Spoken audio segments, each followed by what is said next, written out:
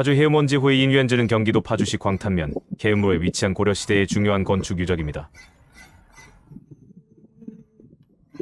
단순한 원유안의 기능을 넘어 국왕의 행궁신공 역할까지 수행했던 대규모 시설이었으며 현재는 그 터만이 남아있지만 발굴 조사를 통해 당시 건축의 규모와 특징을 엿볼 수 있습니다. 길, 역사적 배경과 건축 목적. 해음원호의 인유현은 고려 예종 제위 1105, 1122대에 창건된 것으로 알려져 있습니다. 당시 수도였던 개경가이징과 남경난징, 현재의 서울을 잇는 주요 교통로상에 위치하여 왕의 행차 시 숙소 및 정무 공간으로 활용되었으며 일반 관료나 사신들의 숙박시설로도 기능했습니다. 특히 예종은 남경 행차를 자주 하였고 부왕인 숙종에는 영릉인 링과 명릉민 링 참배를 위해 이 길을 자주 이용했기 때문에 해음원의 중요성은 매우 컸습니다. 초기에는 일반적인 원유안으로 시작되었을 가능성이 있으나 왕의 빈번한 사용과 함께 점차 행궁의 기능을 갖춘 대규모 건축군으로 확장된 것으로 보입니다.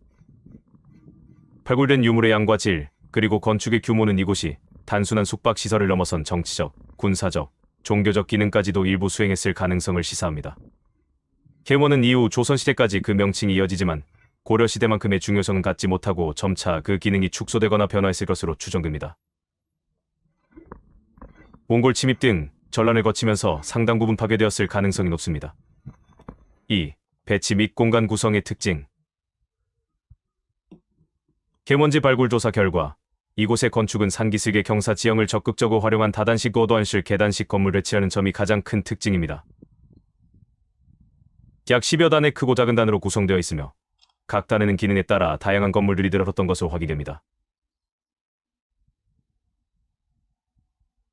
이러한 계단식 배치는 자연 지형을 거스르지 않으면서 효율적으로 공간을 확보하고 동시에 위계적인 공간 분할을 가능하게 하는 방식입니다.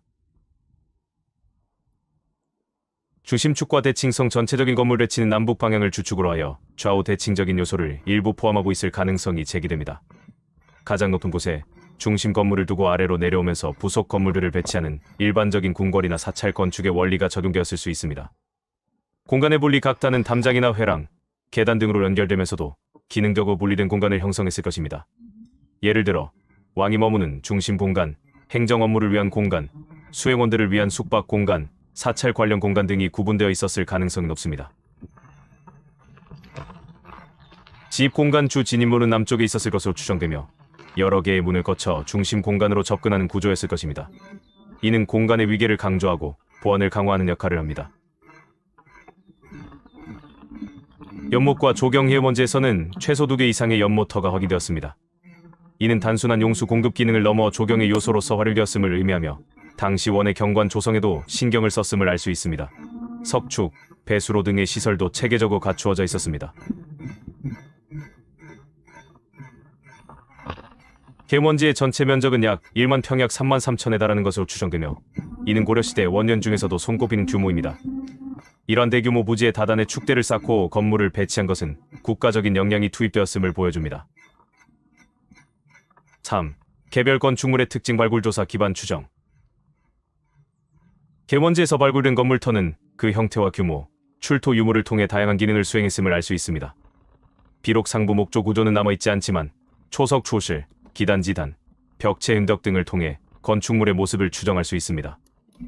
정전전기엔 추정 건물터 가장 높은 중심 단지에서 확인된 대형 건물터는 정면 5칸, 측면 4칸 이상의 규모로 추정되며 왕이 머물거나 주요, 의례를 행하던 중심 건물, 즉 정전의 역할을 했을 가능성이 높습니다. 잘 다듬어진 장대석 기단과 대형 초석은 건물의 격을 보여줍니다. 친전 진디엔 및 편전 밴디엔 추정 건물터 정전 주변이나 그보다 한두 단 아래에서 확인되는 건물터들은 왕이나 주요, 인물들의 숙소 침전 또는 일상적인 정무 공간 편전이었을 것으로 보입니다. 일부 건물터에서는 온돌른 도시설의 흔적이 발견되어 난방이 이루어졌음을 알 수 있습니다. 행각신거 및 회랑 터 주요, 건물들을 연결하거나 둘러싸는 형태의 행각이나 회랑터도 다수 확인됩니다. 이는 공간을 구획하고 동선을 유도하며 전체 건축군의 위험을 높이는 역할을 합니다. 문터 각 단이나 구획된 공간으로 진입하는 지점에서는 문터가 발견됩니다. 문의 규모와 형식은 공간의 위계에 따라 달랐을 것입니다. 부속 건물터 관청, 창고, 승방 등 그 외에도 행정 실무를 담당하는 관청, 물품을 보관하는 창고, 승려들이 머무는 승방 회원 내에 사찰 기능이 있었을 가능성 등으로 추정되는 다양한 크기의 건물터들이 확인됩니다.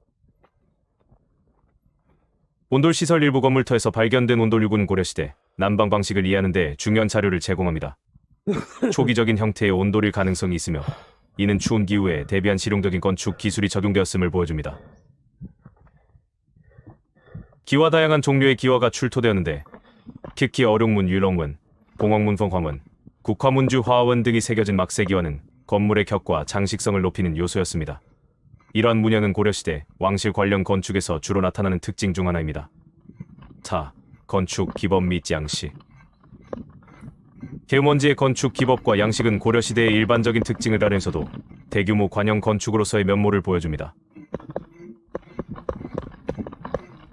목조 가구식 구조 남아있는 초석의 배치로 미루어 볼 때 대부분의 건물은 목조 가구식 구조였을 것입니다. 뒤둥 위에 보와 도리를 얹고 석가래를 걸어 지붕을 형성하는 방식입니다.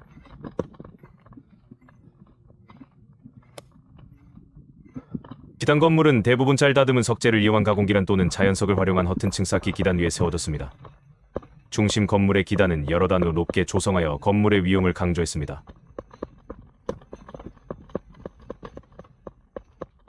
초석 주자 루더가 있는 초석과 없는 초석, 원형 초석, 방형 초석 등 다양한 형태의 초석이 사용되었습니다. 이는 건물의 규모와 격에 따라 다른 종류의 초석을 사용했음을 시사합니다.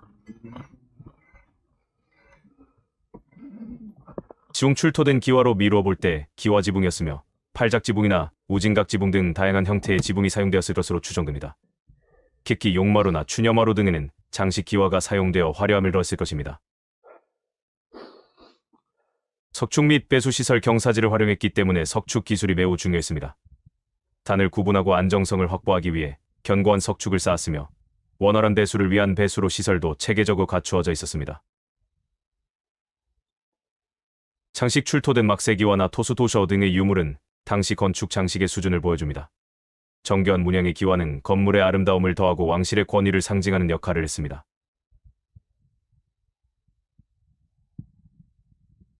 전반적으로 해음원지의 건축은 고려시대 귀족 문화의 세련미와 함께 국가적 사업으로서의 규범성과 실용성을 동시에 갖춘 양상을 보입니다. 비록 중국의 영향을 받았지만 한국의 지형적 특성과 고유한 미감을 반영한 건축 양식을 발전시켰음을 알 수 있습니다. 5. 해음원지 건축에 의해 파주 해음원지는 여러 가지 면에서 중요한 건축사적, 역사적 의의를 지닙니다. 고려시대 원유엔 건축의 실체 규명 현존하는 고려시대 원유엔 유적이 드문 상황에서 해음원지의 발굴은 고려시대 대규모 원의 실제 모습과 규모, 기능을 파악하는 데 결정적인 자료를 제공합니다. 행궁 건축연구원의 임시 거처였던 행궁으로서의 기능과 구조를 이해하는 데 중요한 단서를 제공합니다. 이는 고려시대 궁궐 건축 연구에도 기여할 수 있습니다.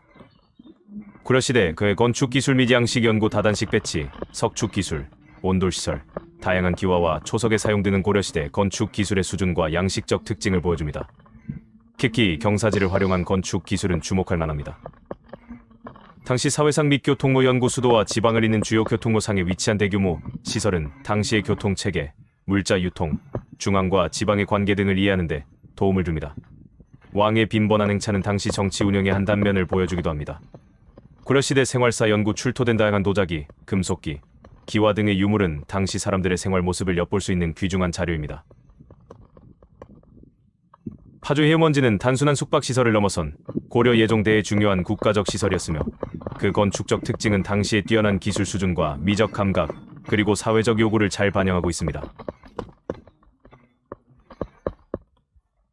비록 지금은 터만 남아있지만 체계적인 발굴 조사와 연구를 통해 드러난 건축의 흔적들은 고려시대 건축사를 풍부하게 하고 그 실체를 이해하는 데 핵심적인 역할을 하고 있습니다.